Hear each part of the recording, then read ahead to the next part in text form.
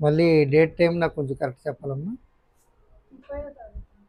అదే అంటే ఇప్పుడు నేను ఈ మందులు వాడిన తర్వాత ఎలా ఉంది, ముందు ఎలా ఉంది, మీకు కలర్ మాత్రం మెరూన్ స్టాప్ అవ్వాలి, రెడ్ రావాలి, ముక్కలు కుదరదు, జిగురుగా ఉండడం కుదరదు, దురద పట్టుకోవడం కుదరదు.